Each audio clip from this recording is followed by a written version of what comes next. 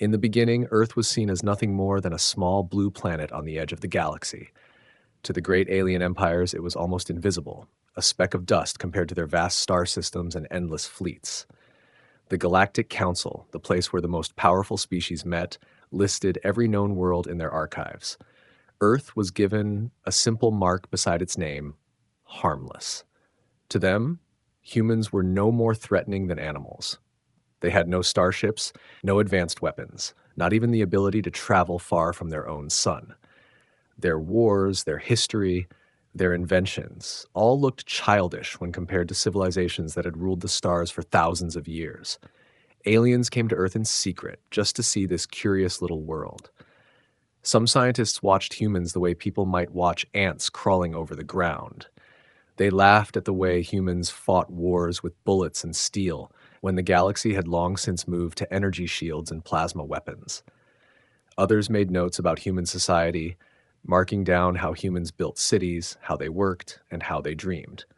But the reports always carried the same conclusion: harmless, primitive, no real threat. For humans, life went on without knowing they were being judged. Farmers plowed their fields, soldiers trained with rifles, scientists worked with chemistry and machines. They believed themselves alone in the universe, never realizing that they were already part of a much larger story. Above them, ships with silver hulls and glowing engines sometimes passed in secret, their cloaks hiding them from the human eye. Those who saw strange lights in the sky thought it was imagination, or perhaps stories to frighten children. The truth was far bigger, but the galaxy thought humans were too small to deserve the truth. In the council chambers, powerful voices argued about Earth. The Trelvari, a race with skin like glass, joked that humans would probably destroy themselves before they ever built a starship. The Korth, tall insect-like beings, dismissed Earth as nothing more than a planet of noisy animals. Harmless, they said, not worth a fleet, not worth attention. Even when some scholars tried to speak differently, saying that humanity's history of survival showed dangerous potential, they were silenced with laughter. What could such a fragile species ever do against the endless power of the stars? And yet, those who observed closely sometimes grew quiet. They saw how humans adapted to every challenge. Ice ages, plagues, wars, disasters. Humans always stood back up. A single nation might fall, but the people would rebuild. When humans had no iron, they shaped weapons of stone. When they had no fire, they struck sparks from the sky. When enemies invaded their lands, they fought with anything in their hands. This was not the behavior of harmless creatures. It was the behavior of survivors. But the Council did not want to see that truth. To them, Earth was only a backwater world, and it would stay that way. One alien observer, a scholar named Revlian, once walked among humans in disguise. He lived in their cities for years, watching them closely. He saw their anger, their kindness, their endless hunger for knowledge. He wrote warnings in his reports, words that would one day prove true. "Do not call them harmless," he wrote. "They have a fire that will one day burn across the stars." But his reports were buried, hidden among thousands of other meaningless documents. The council members laughed at him, saying, "You fear the animals because you walked too close to their cages." So the label stayed: harmless, primitive, insignificant. Other empires saw Earth as a playground, a place to visit for curiosity but not respect. Some young alien explorers even dared to land in secret and walk among humans, treating them as entertainment. A few left behind technology by accident, which humans studied with hungry eyes, never realizing they were looking at the future. Still, to the galaxy, Earth was only a quiet world that would never matter. But humans themselves were restless. They looked at the stars with longing, dreaming of flight, of discovery, of reaching beyond their sky. Every rocket, every telescope, every machine they built was another small step toward that dream. To the aliens watching, it was only amusing, like watching children pretending to be warriors. But those children were learning faster than anyone believed. And behind every failure, behind every small success was a will that could not be broken. The Council did not fear Earth. They had no reason to. Empires older than history itself existed, with weapons that could shatter planets. Fleets with millions of ships could cross the galaxy in a blink. Compared to that, what was Earth? Nothing. That was their mistake. In their arrogance, they forgot that even the smallest creature, when pushed, could reveal hidden strength. They forgot that survival was a power greater than fleets.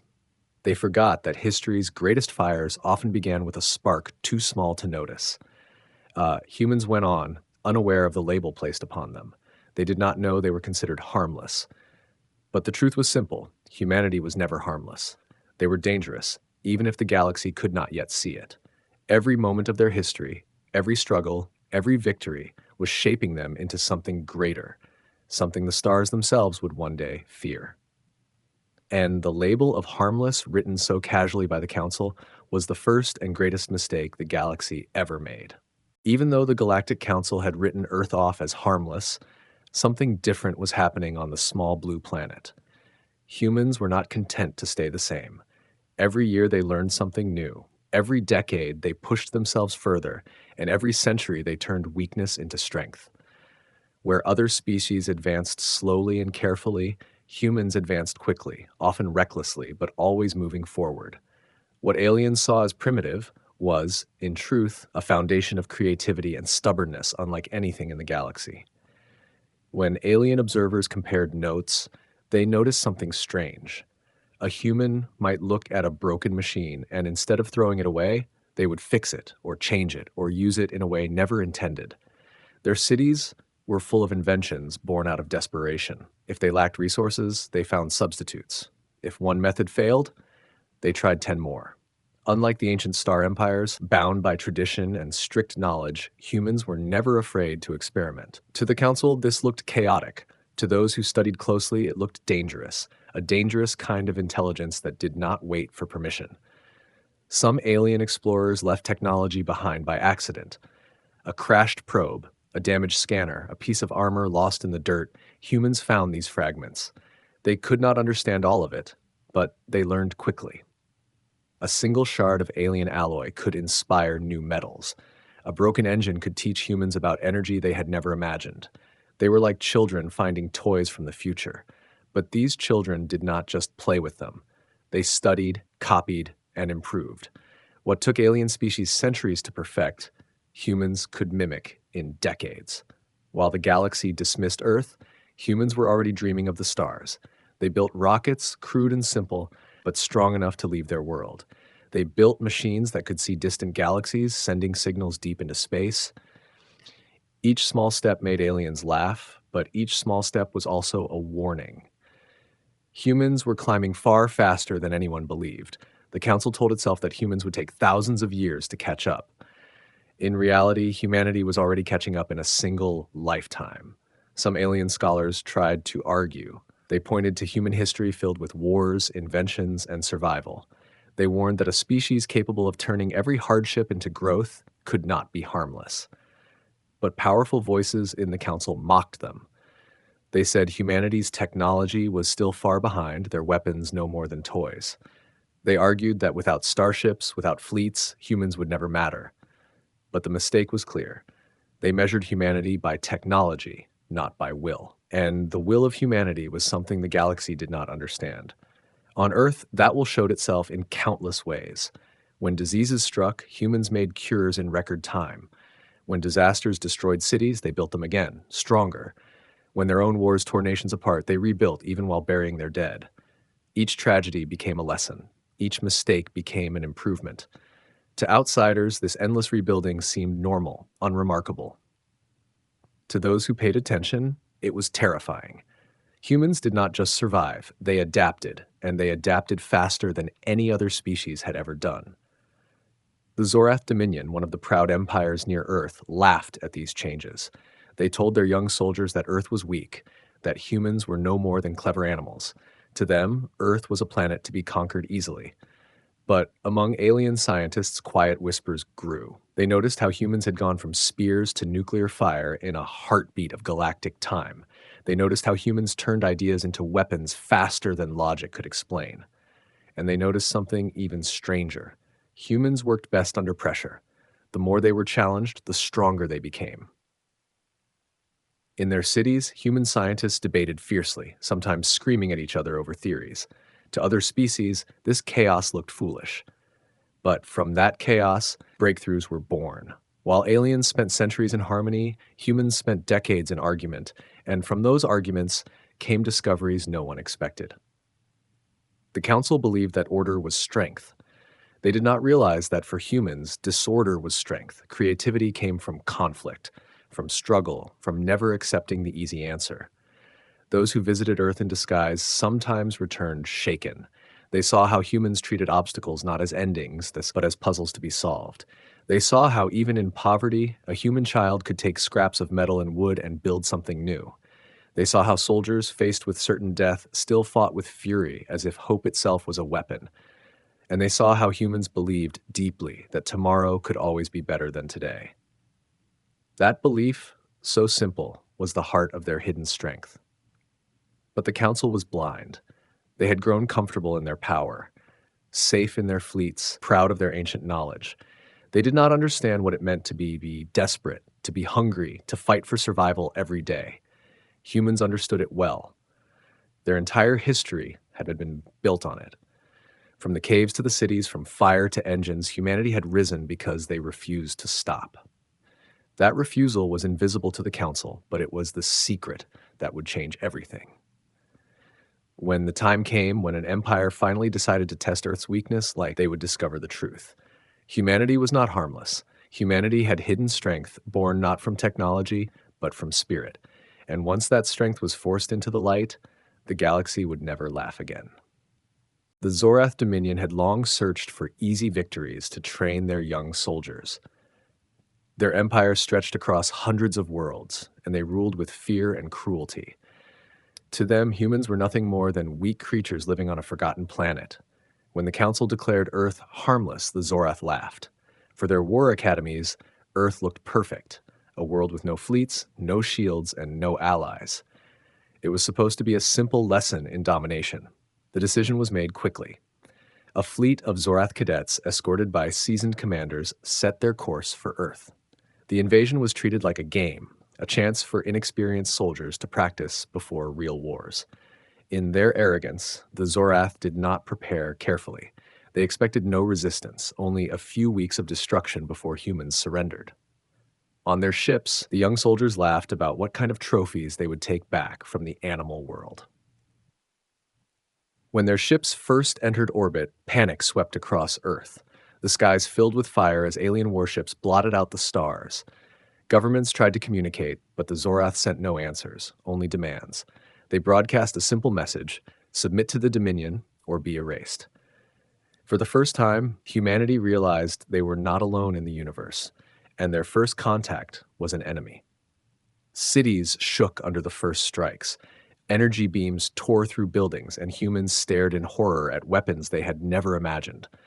Tanks and jets rolled out to defend their nations, but against alien shields they seemed useless. The first days were filled with fire, smoke, and screams. It looked like the invasion would be over quickly, just as the Zorath had planned. But something happened that the invaders did not expect. Humans did not break. They fought. Soldiers carried rifles and missiles into burning streets, shooting at towering machines. Pilots flew their jets against warships the size of cities, knowing they would not return. Ordinary people picked up whatever they could, knives, fire, even stones, to defend their families. To the Zorath, this behavior made no sense. Other worlds, when faced with such power, usually surrendered. But the humans did not know how to surrender. The first Zorath ground troops were met with brutal resistance. In every city they landed, humans fought them tooth and nail. Streets became battlefields and buildings became traps. Entire squads of Zorath soldiers disappeared in alleys where humans ambushed them with explosives and fire. For every human life lost, 10 more rose up to fight. Commanders began reporting higher casualties than expected. They told their leaders that humans were irrational, that they fought even when they had no chance. Among the human armies, a strange spirit grew. Nations that once distrusted each other suddenly worked together. Soldiers from rival countries shared weapons and food. Scientists opened their labs to anyone who could help. Old enemies shook hands in the mud battlefields, united by survival. The invasion that was supposed to divide humanity only united them further. The galaxy had always seen humans as small and broken, but now they stood together like a single body. The Zorath grew frustrated. They increased their attacks, leveling entire cities from orbit. They believed destroying human homes would crush their will. Instead, it made them fight harder. Survivors carried wounded comrades through ruins, swearing revenge. Families hidden in bunkers sent their sons and daughters to fight above ground. Every death fueled more rage. The Zorath could not understand it. They had crushed countless species before, but none had fought with this kind of madness. Stories spread among alien soldiers of humans who refused to die quietly. One Zorath unit reported that a wounded human pinned under rubble detonated himself with grenades to destroy an entire squad. Another reported a group of children throwing firebombs at armored machines. These were not soldiers trained for war. These were ordinary people who fought with anything they could hold. For the first time, the Zorath cadets felt fear. They whispered that humans were not animals at all. They were demons in fragile skins. In one battle near the ruins of a great city, human forces managed the impossible. Using stolen alien rifles and their own missiles, they brought down a Zorath warship. The giant vessel crashed into the earth, shattering like thunder. Humans rushed toward the wreckage, pulling out weapons, armor, and technology. They did not hesitate to study it, to adapt it, to use it against their enemy. Within days, they were firing captured weapons back at the invaders. The galaxy would later say this moment was the beginning of something terrifying. Humans had tasted alien technology, and they were already making it their own. The invasion dragged on longer than the Zorath ever imagined. What should have been a quick victory became a bleeding wound. Reports poured back to the Dominion of dead soldiers, destroyed ships, and broken morale. The commanders tried to reassure themselves by calling the humans mad warriors, but deep down they knew the truth. Humanity was not just resisting, they were learning. Every battle made them stronger. Every death taught them new tactics. The longer the war lasted, the more dangerous humans became. In orbit, Council observers watched silently. They had come expecting to record the final days of Earth. Instead, they saw the rise of something they had not predicted. They saw a species that refused to kneel, a species that adapted with terrifying speed. The word harmless began to sound foolish, even shameful. Some whispered to each other that the galaxy had made a mistake. The Zorath invasion, meant to be a lesson for cadets, had turned into a warning for the galaxy. Earth was not harmless. Earth was fire hidden under calm seas, and the invaders had been the first to feel its burn. The skies above Earth burned with fire as the Zorath warships tightened their grip. Their fleets hung like dark clouds, each vessel armed with weapons strong enough to tear apart entire cities. From the ground, humans looked up at the night sky and saw death waiting above. The governments of Earth scrambled, sending their fighter jets and missiles into the air, but most were destroyed before they even reached their targets. To the Zorath, it was proof of their superiority. They thought the war would soon be over. But on the ground, something different was happening. In the ruins of one of the great cities, a group of human soldiers stumbled across a damaged Zorath craft that had crashed during a failed raid. It was small, broken in several places, but parts of its system still worked. The humans, instead of abandoning it, surrounded the wreckage and began studying it. Engineers, scientists, and even mechanics who had once worked on cars or airplanes came together, desperate and determined. They had no training in alien technology, but they had something more dangerous: curiosity and will. Day and night, they worked on the ship. They opened its panels, pulled apart its wires, and studied the glowing crystals that powered its drives. Many times, the ship nearly exploded under their clumsy hands, but they refused to stop. Slowly, piece by piece, they began to understand. Within weeks, they had managed to power up the engines. Within months, they had turned the wreck into a crude warship that humans could fly. The first time it lifted off the ground, crowds of soldiers and civilians cheered. It was not sleek, it was not perfect, and half of its systems still failed randomly, but it was theirs. Humanity had captured the stars with their bare hands. When the Zorath returned to finish their conquest, they were met with something they had never expected: humans firing back from the skies. At first, the single stolen ship was no match for the massive fleet. But the humans did not stop there. They began capturing more wrecks, stealing more weapons, and reverse engineering everything they could. Factories that once built cars and planes were now building parts for warships. Old submarines were gutted and filled with alien tech, becoming strange hybrids that could strike both in the sea and the sky. Every time the Zorath destroyed a city, they left behind the pieces of their own defeat. Humans were scavengers, and they turned broken metal into blades sharper than any sword. What truly shocked the Zorath was not the weapons, but the tactics. Humans did not fight the way other species did. Where the galaxy relied on order, on calculated moves, humans thrived on unpredictability.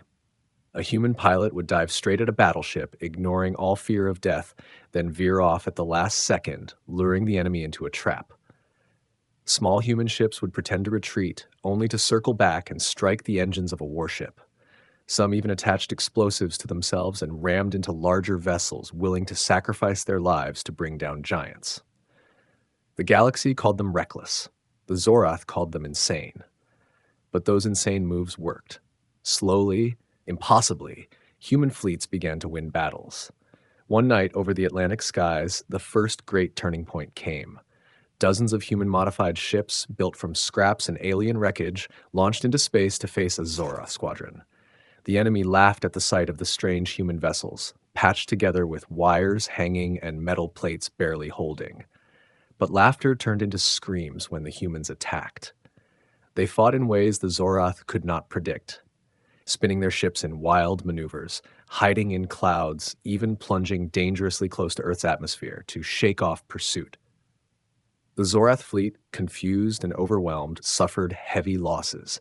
A battle meant to crush human spirit instead gave them hope. News spread across the world. For the first time, humans had taken the fight into space and won. Entire nations celebrated. Soldiers raised their weapons high, shouting that humanity would never kneel. In the ruins of broken cities, survivors lit fires and sang songs of resistance. Children whispered about the sky warriors who had turned alien machines into human weapons. Hope, something fragile at the start, now grew like fire across the world. The council observers, who had come only to witness Earth's destruction, could no longer remain calm. They sent urgent reports back to their governments, warning that humanity was not what they thought. The label harmless was beginning to feel like a dangerous lie. These were not weak animals. These were predators disguised in fragile skin, fighting with a kind of madness the galaxy had never seen. Among the Zorath, frustration grew into fear.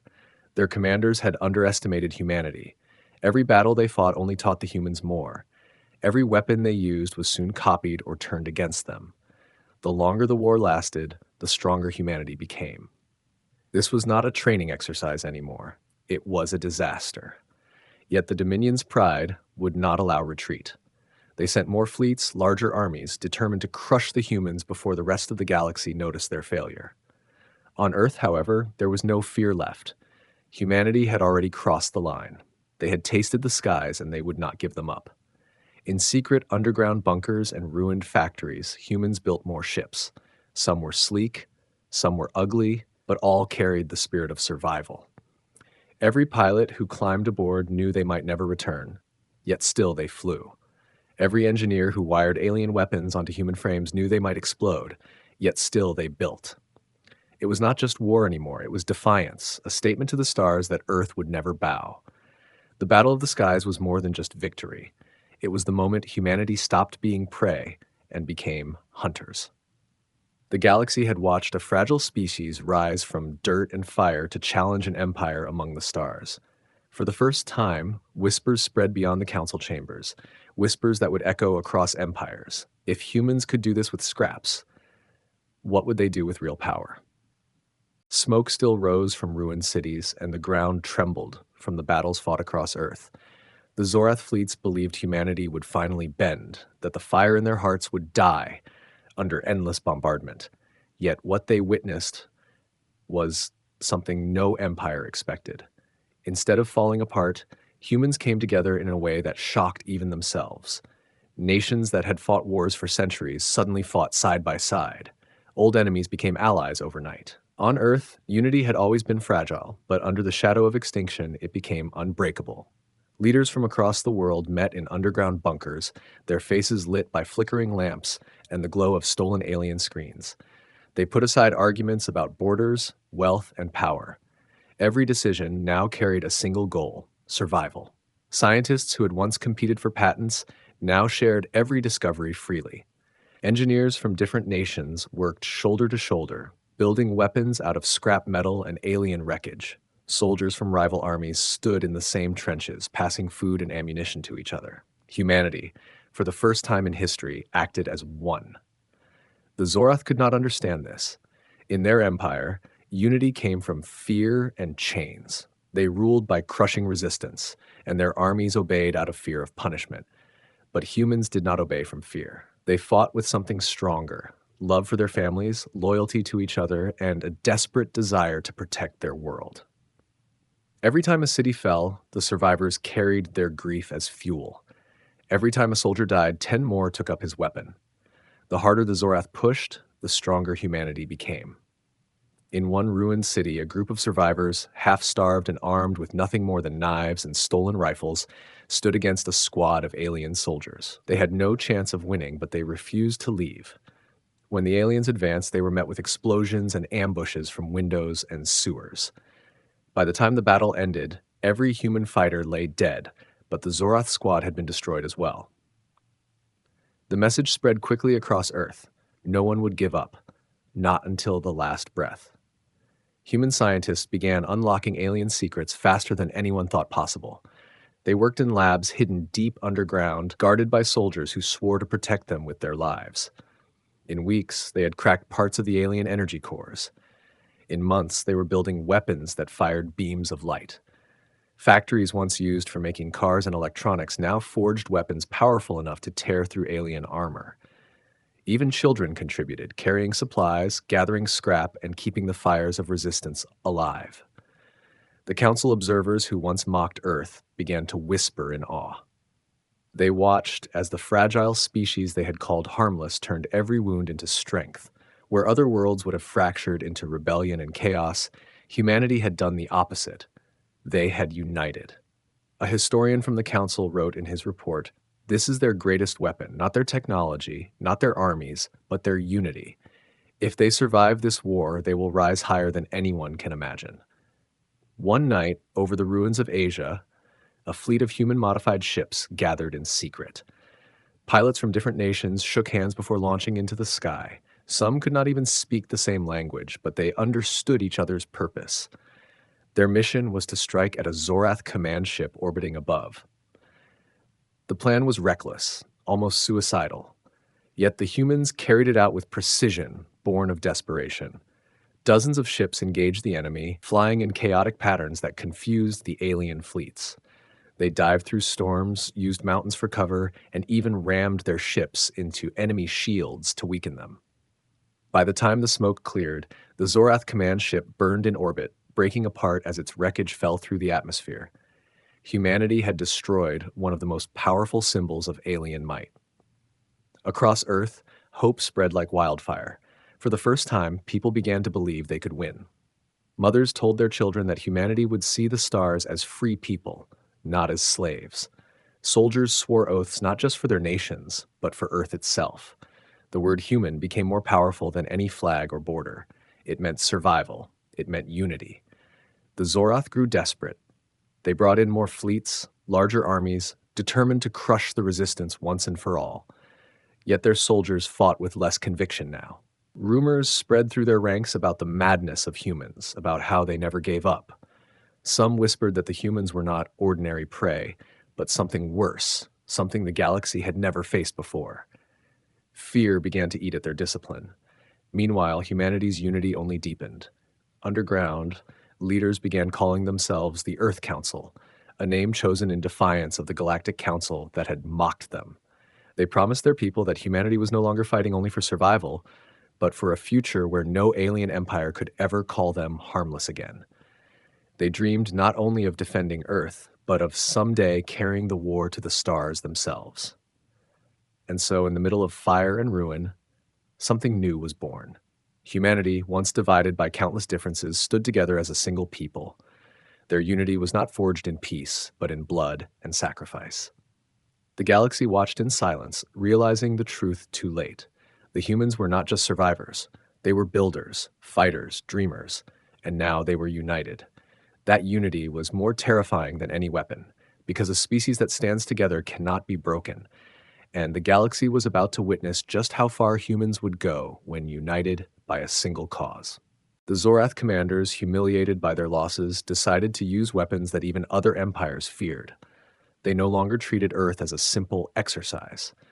Now they treated humanity as a disease that needed to be wiped out. Their fleets released plagues designed to melt the lungs, poisons that killed crops, and swarms of machines that ate through metal like acid. They dropped fire from orbit that could burn entire forests into ash.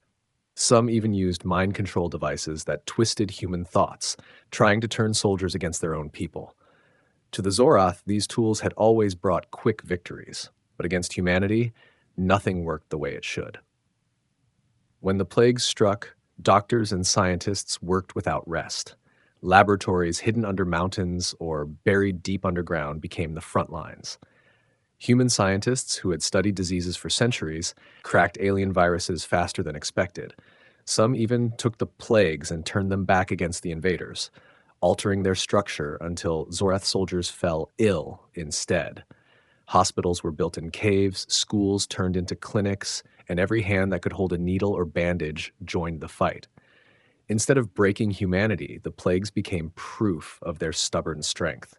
The crops poisoned from orbit left millions starving, but even that did not end resistance. Farmers shared seeds hidden in vaults. Families planted food in ruins, in parks, even in the cracks of city streets. Soldiers hunted and brought whatever they could to feed the starving. Humanity had known famine before, and they had survived it. This was no different. When swarms of alien machines fell upon cities, chewing through tanks, buildings, and weapons, humans fought them in ways no one expected. Mechanics poured boiling oil and acid over them. Soldiers blasted them with explosives, and children used magnets to trap them. In some cities, humans lured the swarms into power plants and overloaded the machines until they fried themselves. The invaders thought they had unleashed perfect destruction, but instead they gave humanity new challenges to overcome. The most terrifying attack came when the Zorath tried to control human minds. Towers dropped from the skies, pulsing with strange energy. Soldiers who walked too close began to hear whispers, voices pushing them to turn their guns on their comrades. Some did, tears in their eyes as their bodies betrayed them. For a moment, it seemed as if humanity's unity would finally break. But humans adapted once again. Engineers tore apart the towers, risking their lives to disable the signals. Others built helmets lined with lead and scrap metal, blocking the influence. Families sang songs together loudly to drown out the whispers. What was meant to shatter humanity's spirit instead showed how far they would go to protect each other. The Zorath grew frustrated. Every weapon they used should have ended the war, but humans twisted them into survival tools or new strategies. What confused the aliens most was not the speed of adaptation, but the will behind it. Humans did not just fight to live. They fought to win, even when winning seemed impossible. They refused to accept defeat as natural. To them, every problem was a puzzle, and every puzzle had an answer. In one battle, a small group of human engineers captured a piece of alien technology designed to spread the mind control signals. Within weeks, they had hacked into it and broadcast their own message. Across the world, humans heard voices of encouragement, songs of hope, and instructions for fighting back. The aliens had given them a weapon of despair, and humans had turned it into a weapon of hope. Reports of these events spread beyond Earth. The Council, once content to call humans harmless, could no longer laugh. They received messages from their observers, each one filled with disbelief.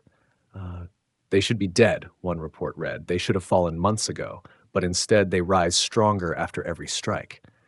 Another wrote, they are not just resisting, they are learning faster than any species in recorded history. Fear began to creep into the council chambers. If humans could survive the Zorath's forbidden weapons, what else could they survive? On Earth, the people had changed. They no longer saw themselves as separate nations or tribes. They no longer fought for borders or flags. They fought for survival as one species. In the ruins of cities, banners were painted with a single word: human. It was not just pride, it was a reminder to the galaxy. They would not die as prey, they would stand as warriors. The Zorath commanders realized too late that their greatest mistake was underestimating their enemy. Every new weapon only revealed humanity's ability to adapt. Every new cruelty only sharpened humanity's rage. Instead of crushing their will, the attacks forged them into something stronger than before. In the quiet after battles, humans looked at the skies not with fear but with determination. Children who had seen their cities burn swore to become pilots and engineers. Soldiers who had lost everything swore to see alien worlds fall. Scientists who had once dreamed of peaceful exploration now dreamed of building ships powerful enough to carry humanity across the stars. The more the Zorath tried to destroy them, the more they ensured that humanity would rise. The galaxy had seen many species resist conquest, but none like this. Others fought bravely but eventually broke. Humanity bent but did not break. Instead, they grew sharper, smarter, and angrier. The forbidden weapons of the Zorath had not ended Earth, they had awakened it, and now the galaxy began to whisper in fear. A simple truth was spreading, one that no amount of denial could erase. Earth was dangerous. Humans were dangerous, and their true power was only beginning to show. The war reached a point where both sides were bleeding, but it was the Zorath who began to fear. Their armies had expected an easy victory, yet every city they burned gave birth to new fighters. Every weapon they unleashed returned to them in some twisted form, reforged by human hands. Humanity had turned survival into a weapon, and now they were ready to do something no one in the galaxy thought possible. They struck back. It started with whispers of a plan. Leaders from the Earth Council gathered in secret bunkers, their maps spread across steel tables. They knew they could not win by only defending. The Zorath had endless fleets and resources. If humanity stayed only on Earth, they would eventually be crushed. The only chance was to carry the fight beyond their sky. It was bold, reckless, and almost unthinkable. But bold and reckless were words that described humanity well. Scientists and engineers worked day and night building ships from salvaged wrecks. Each vessel was a strange mix of human steel and alien alloys, patched together with wires, engines, and sheer determination. Some ships looked ugly, like floating scrapyards, but they worked. They carried weapons stolen from fallen Zorath machines and pilots who had sworn to give their lives for Earth. These were not fleets polished by centuries of empire. They were fleets born of desperation, carrying the fury of an entire species. The first target was a Zorath outpost on a nearby moon. It was heavily guarded, but the humans did not care. Their ships launched into the void, a swarm of fire and steel heading straight for the enemy. The Zorath commanders laughed when they saw the approaching fleet, believing they were chasing children who had stolen their toys, but the laughter died when the battle began. Human ships moved in ways alien computers could not predict. They spun wildly, cut engines suddenly, and even pretended to lose control before striking with deadly accuracy. Pilots used tricks from old Earth dogfights, tactics written in history books that no alien had ever studied. They fought like predators, not machines. Some human ships rammed directly into enemy shields, tearing holes that others fired through. Sacrifice was not weakness for them. It was strategy. The Zorath outpost fell in less than a day. Humans stormed the base, capturing weapons, supplies, and data. For the first time, an alien world lay in human hands. The galaxy shook at the news. A species that had been labeled harmless had just done the impossible. They had taken the fight to their invaders. The council chambers, once filled with arrogance, grew quiet with unease. Reports flooded in of humans looting advanced technology and using it within weeks. Every victory made them stronger. Every defeat only fueled their determination. The Zorath commanders raged, sending larger fleets to crush the rebellion. But the humans no longer fought only from Earth. They struck at supply lines, raided convoys, and ambushed fleets in asteroid fields. Small bands of fighters slipped into enemy territory and destroyed fuel depots. Farmers who had once plowed fields now carried rifles aboard warships. Scientists who had once studied medicine now built weapons of plasma. Humanity was no longer just defending, it was spreading like fire across dry grass, uncontrollable and fierce. Zorath soldiers began to whisper of the Earth demons. They told stories of human fighters who charged even when wounded, who fought with smiles even in hopeless battles. Fear spread through their ranks. Some refused to land on Earth, calling it cursed. Others deserted, unwilling to face enemies who seemed to grow stronger with every clash. The Dominion had built its empire on fear, but for the first time, it was tasting fear itself. In one legendary battle, humans attacked a massive Zorath command station orbiting above a mining colony. Outnumbered 5-1, they should have been destroyed. But the humans used cunning tactics, flying their ships close to the station's surface and weaving between its defenses. Explosions lit the sky as human fighters tore through weak points, while ground teams stormed inside, blasting corridors with captured alien rifles. Against all odds, the command station fell. The human flag, a crude banner stitched from scraps, was raised above it. For the galaxy, that image became unforgettable. The Council could no longer deny the truth. They declared Earth a potential apex species, a title reserved only for the most dangerous beings in the stars. Once dismissed as fragile and harmless, humanity was now ranked among the greatest threats to galactic order. Empires that had once ignored Earth began to watch closely, some in fear, others in curiosity. The question spread like wildfire across the galaxy. If humans could rise this far in mere decades, what would they become in a century? On Earth, victory did not bring rest. The people were scarred, their cities broken, but their spirits burned brighter than ever. Survivors looked at the stars not with fear, but with hunger. Children who had once cried in bunkers now dreamed of piloting starships. Families who had lost everything swore that no alien empire would ever enslave them again. Humanity had tasted both defeat and triumph, and both had forged them into something unstoppable. The Zorath, once so proud, now begged for a truce. Their fleets, once unstoppable, limped home battered and broken. Their leaders whispered to each other, terrified of what they had awakened. They had chosen Earth for an easy victory. Instead, they had given the galaxy its newest predator. The shattered invasion became a legend. It was no longer just a story of survival, but of transformation. Humanity had stepped into the stars, carrying with them not just weapons, but an unshakable will. The label of harmless had been burned away forever. Now, whenever alien rulers spoke of Earth, they spoke with trembling voices. They told their heirs, do not provoke them, do not underestimate them. The humans have shown us their teeth. And in the silence of space, Earth's fleets gathered, forged from wreckage and blaring for the next step. They would not stop. They could not stop. The galaxy had seen their rise, and now it could only hold its breath, waiting for the storm humanity would one day unleash. The war ended with silence, but it was not peace. The Zorath fleets withdrew, broken and humiliated, leaving behind wreckage that floated in Earth's orbit like scars in the sky. On the ground, cities still smoldered, families mourned, and the soil was stained with blood. Yet, despite all the destruction, humanity stood tall. They had not been erased. They had not surrendered. Against all odds, they had won their place among the stars. In the council chambers, the atmosphere had changed completely. Where once Earth's name had been spoken with laughter, now it was spoken with fear. The word harmless had been erased from the records. Instead, Earth was marked as a species of unpredictable danger. Representatives from powerful empires argued with each other about what should be done. Some wanted to crush humanity before they could grow further. Others warned that trying again would only fuel their fire. A few, the wiser ones, said it was already too late. Humanity had awakened, and no chain could hold them anymore. Alien rulers whispered warnings to their heirs. They told stories of how humans had turned scraps into starships, how they had turned plagues into weapons, how they had united when every other species would have fractured. They described how Earth had fought an empire and survived, not because of superior strength, but because of an indomitable will.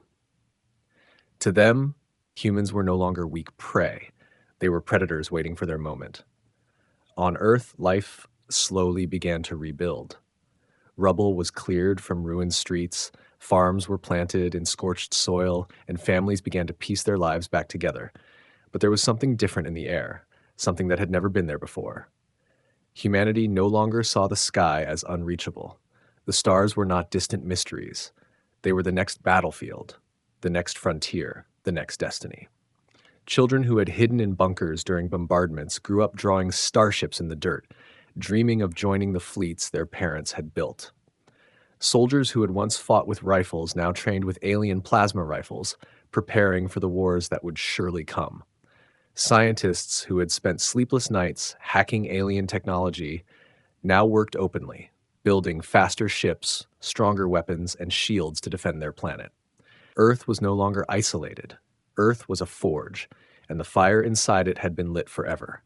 The galaxy held its breath as reports arrived from spies and observers.